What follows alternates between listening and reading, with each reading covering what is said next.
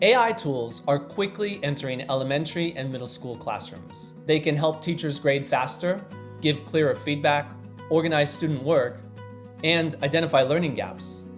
But when students are under the age of 13, schools need to be especially careful because student work is not just content.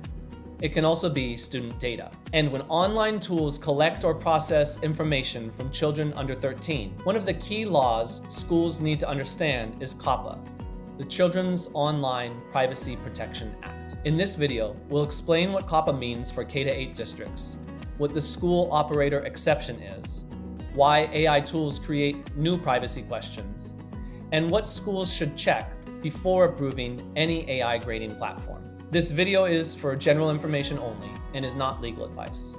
Schools should always follow their district policies and consult their legal or privacy teams when evaluating technology tools. COPPA is a federal privacy law designed to protect children under the age of 13 when they use websites, apps, and online services. In simple terms, COPPA gives parents control over how personal information from young children is collected, used, and shared online. For schools, this becomes especially important when teachers use cloud-based learning tools, classroom apps, or AI platforms. An AI grading tool may process essays, worksheets, short answers, drawings, audio files, rubrics, scores, feedback, or classroom analytics.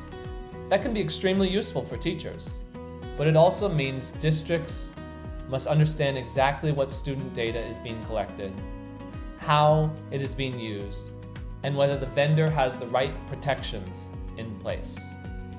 COPPA normally requires verifiable parental consent before an online service collects personal information from children under 13. But in school settings, there is an important concept often called the school operator exception. In practice, this allows a school or district to authorize an online educational service on behalf of parents when the tool is used for a legitimate educational purpose. This is what allows schools to use many educational technology tools without collecting separate parental consent for every student and every classroom activity. But this is not a blank check. The data must be used only for school-authorized educational purposes. Parents must receive clear notice. Parents' rights to review or request deletion of their child's data must be supported. And the vendor must not use student data for unrelated commercial purposes, advertising, profiling, data monetization, or unauthorized secondary use. For AI tools, that last point is especially important. The 2025 COPPA updates increased the importance of strong privacy controls for children's data. For schools, the practical message is clear. Districts should not rely on vague vendor promises. They should review actual contract language, privacy documentation, data retention practices, third-party sharing rules, and security controls.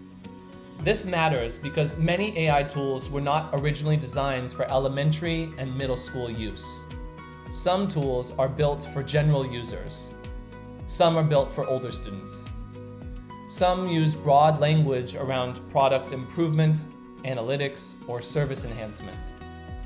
For K-8 districts, that kind of vague language can create serious questions. Schools need clarity in writing. COPPA is especially important for elementary and middle schools because many of their students are under the age of 13. In high school, most students may fall outside COPPA's age range. But in elementary schools, and often in middle schools, COPPA may apply to a large portion of the student population. That means a single technology decision can affect hundreds or thousands of children. It also means parents may have more questions. What data is being collected? Why is it being collected? Can the school delete it? Is it being shared? Is it being used to train AI? When younger students are involved, Districts need a more careful, documented approval process. AI grading tools can support teachers in powerful ways. They can help generate rubric-aligned scores, personalized feedback, classroom insights, and reteaching support. But to do that, the tool may process student work. That might include essays, worksheets, short responses, projects, drawings, audio recordings, teacher rubrics, scores, and feedback. This raises important COPPA questions. Is the student data used only for grading and feedback? Is it used only for the school-approved educational purpose? Is it shared with AI sub-processors? Is it used to train or improve AI models? Can parents review or request deletion of their child's data? And does the district have clear documentation from the vendor? If any of these answers are unclear, the school should pause and ask for stronger written commitments before using the tool with students under 13. For AI tools, one of the most important questions is this: is student data used to train or improve AI models? The answer should not be hidden in vague language. Districts should look for a clear binding statement in the vendor's agreement or student data privacy addendum. Student submissions, grades, feedback, classroom analytics, and uploaded files should not be used for AI model training unless the district has reviewed the practice and the required consent and legal basis are in place. This should also apply to sub-processors.